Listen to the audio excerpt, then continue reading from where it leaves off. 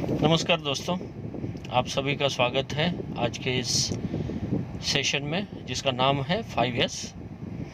आज जो pandemic all over world हम सफ़र कर रहे हैं, इस पार्श्वभूमि पर ये जो टूल मैं आज बताने जा रहा हूँ ये बहुत ही उपयुक्त है। चाहे वो घर हो, चाहे वो ऑफिस हो, चाहे वो फैक्ट्री हो या मॉल हो, हर जगह रेलवे स्टेशन से लेके बस स्टैंड तक ये टूल हम अप्लाई कर सकते हैं, जिससे आपका सबसे पहले तो जो साफ़ सफाई है और हाइजीन है, उसके बाद जो एक्सीडेंट फ्री सेफ प्लेस अगर आपको क्रिएट करनी है तो ये जो टूल है ये बहुत ही बेहतरीन साबित हो सकता है। तो आइए इस टूल की हम डिटेल में जानकारी लें। तो दोस्तों 5S क्या है? 5S ये है जो 5 यस से शुरू होने वाला वर्ड है जो 5S है। अभी हम देखते हैं कि ये क्यों करना है। आपके सामने जो स्क्रीन पे आप 2 फोटो देख रहे हैं, इसमें ये होटल का फ़ोटो है जिसमें होटल ए और बी। अगर आपको बताया जाए कि दोनों होटल के जो रेट्स है वो लगभग सेम है, तो आप किस होटल में जाना चाहेंगे, होटल ए या बी? ऑब्वियसली आप होटल बी प्रेफर करोगे क्योंकि वो साफ़ सुथरा दिखता है, नीट एंड क्लीन दिखता है, बराबर कि नहीं?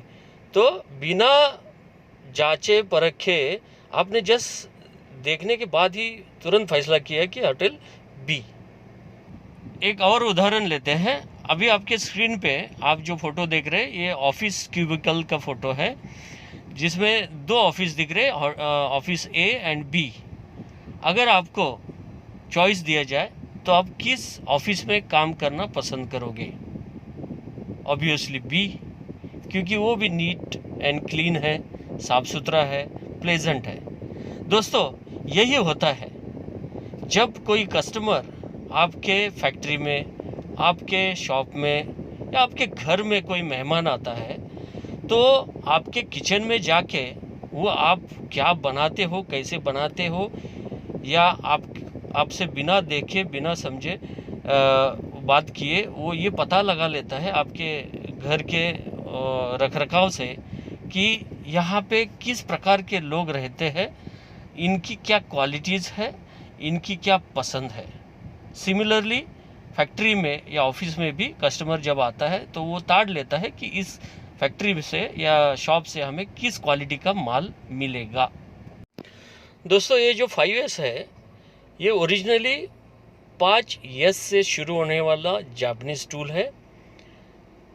जो 5 यस है वो जापान में इस प्रकार है: सेरी, साइसो, साइटोन, शिजुके एंड शिकेत्सु।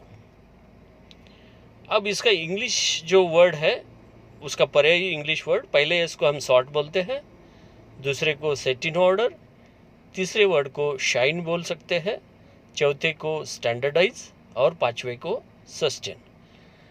तो चलिए देखते हैं कि पहला यस क्या है।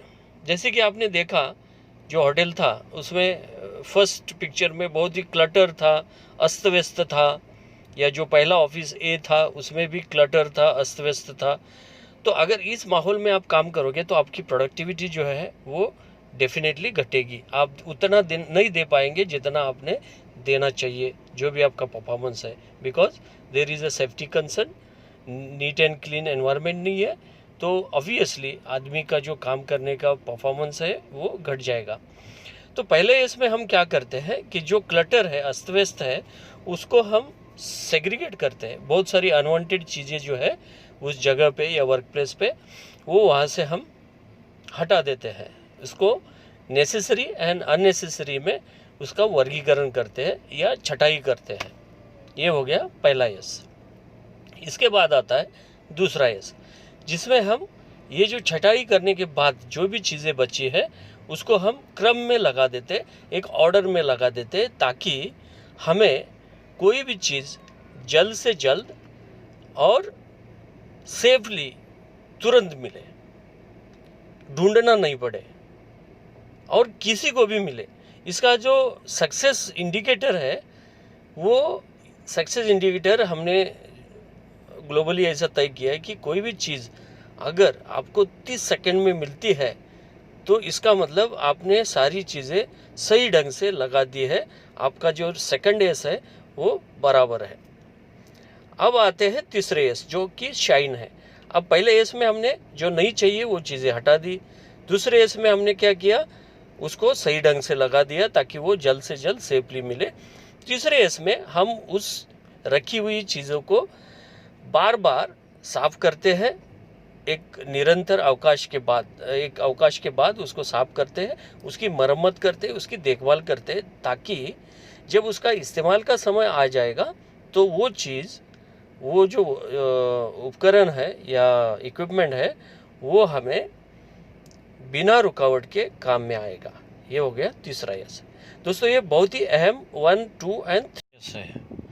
तो जैसे कि आपने देखा कि ये पहला, दूसरा और तीसरा यस अगर हम रिगरसली करते हैं तो आपका जो वर्क प्लेस है, आपका जो फैक्ट्री है वो महक उठेगा फूलों की तरह और आपको एक ऊर्जा देगा, आपको काम करने के लिए एक अच्छी ऊर्जा देगा और आप सेफली आपका काम कर सकते हैं और इस प्रकार आपका परफॉर्मेंस बढ़ सकता है।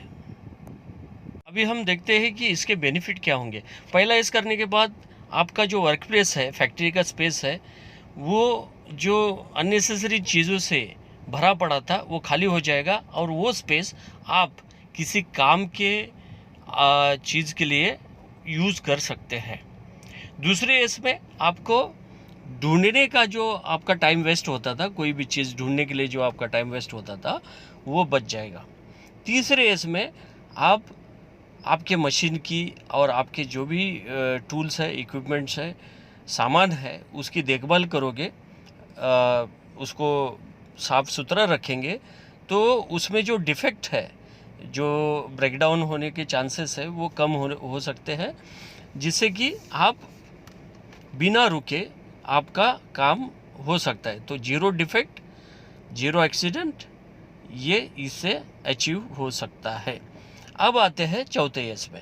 चौथे एस में हम क्या करते हैं, स्टैंडर्डाइज करते हैं। मतलब जो भी हमने पहले, दूसरे, तीसरे एस में जो भी एक्टिविटी की, ओके, उसको हम all across your plant, all across your factory, all across your office standardize करते हैं। वो किस प्रकार करते हैं, तो हर चीज़ के लिए एक स्टैंडर्ड बनाना होता है। जैसे कि फ्लोर है तो किस कलर में होगा, अगर आपका वॉल है तो वो किस कलर में होगा, आपका वॉकवे है तो उसका कलर क्या होगा, आपका बिल्डिंग का नाम है तो उसका फॉन्ट साइज़ क्या होगा, या आपके ऑफिस में जो क्यूबिकल्स है उसका नाम क्या होगा। ये सारी चीज़ों का एक स्टैंडर्डाइजेशन करना होता है और उसको एक चार्ट में या एक डॉक्यूमेंट बना के उसको डॉक्यूमेंटेड करना पड़ता है। इसको हम कहते हैं स्टैंडर्डाइजेशन। ओके, अब एक बार स्टैंडर्डाइजेशन हो गया और इसमें और एक होता है कि ये जो पहला, दूसरा, तीसरा यस है वो निरंतर अगर करते रहेंगे तो ही उसका सक्सेस मिलता है। नहीं तो क्या होता है, हम शुरू तो करते हैं, पहला वीक, दूसरा वीक, तीसरा वीक अच्छा जाता है, हम 1S से लेके 2S से लेके 3S तक जाते हैं और वापस वही पे आके चीज़ें रुक जाती है और फिर जैसा हमने, जहाँ से हमने शुरू किया था वहीं पे सारी चीज़ें आके रुकती। इसीलिए एक हमें चार्ट बनाना होता है जिसमें ये जो 1S, 2S, 3S है वो उसका डिटेल में कौन सी एक्टिविटी कौन करेगा, कब करेगा और कैसे करेगा, इसका एक चार्ट बनाना होता है और वो अपना जो ऑफिस हो या शॉप हो उसके एक प्रोमिनेंट जगह पे उसको डिस्प्ले करना होता है। रोज़ाना उसको हर एक बंदे ने अपना अपना टास्क कंप्लीट करके उस पर टिक मार्क करना होता है। ये हो गया स्टैंडर्डाइजेशन। ओके, और इसके बाद जो पांचवा यस है उसको हम सस्टेन कहते हैं। पांचवा यस सस्टेन मतलब क्या है कि ये जो पहला, दूसरा, तीसरा, चौथा यस जो हमने इम्प्लीमेंट किया है वो तब तक इम्प्लीमेंट करते रहेंगे जब तक वो अपनी हैबिट ना बन जाए, अपना कल्चर ना बन जाए। ओके, तो पहले, दूसरे, तीसरे यस में हमने कुछ एक्टिविटी की, चौथे यस में हमने उसको स्टैंडर्डाइज किया, डॉक्यूमेंटेड किया और कुछ दिन के लिए हमें थोड़ा सा पुलिसिंग करना पड़ेगा ताकि ये चीज़ें कार्यान्वित हो और जब तक उसका अमल नहीं होता है, somebody has to push, punish और रिवॉर्ड, ये चीज़ें अपने को करनी पड़ती है जब तक वो अपने लाइफ का एक हिस्सा नहीं बनती है। तो सस्टेनेंस में हम क्या करते हैं, जो ऑडिट है, जो एक 15 दिन के बाद या महीने के बाद एक ऑडिट करना होता है अपने वर्क प्लेस का, चाहे उसमें आप खुद करो या दूसरे एरिया का या दूसरे शॉप का आदमी बुला के उससे करवा लो, और उसको स्कोर दिया होता है। पहले इसमें सपोज 5 प्रश्न है, दूसरे में 5 है, तीसरे में 5 है, चौथे में 5 है और 5वें में 5 है। ऐसा 25 मार्क्स का एक ऑडिट होता है, और वो ऑडिट अपने को 15 दिन में या 1 महीने में करना होता है। जो टीम निरंतर इस ऑडिट में अपना स्कोर इम्प्रूव करती रहती है, उसको हमें कुछ रिवॉर्ड देके एंड ऑफ द ईयर और मिड ऑफ द ईयर आपको रिकॉग्नाइज करना पड़ता है, ताकि ये जो सुधार की ये जो श्रृंखला है वो बनी रहे। तो दोस्तों आज यहीं पे ख़त्म करते हैं। अगर आपको इस टूल के बारे में कोई और जानकारी चाहिए, और अगर कुछ आपको ट्रेनिंग मटेरियल चाहिए, या ऑडिट शीट कैसी होती है, स्टैंडर्डाइजेशन कैसे करते हैं, ये सभी की जानकारी चाहिए, तो डिस्क्रिप्शन में मेरा फ़ोन नंबर और ईमेल आईडी दिया है, आप संपर्क करें और हमें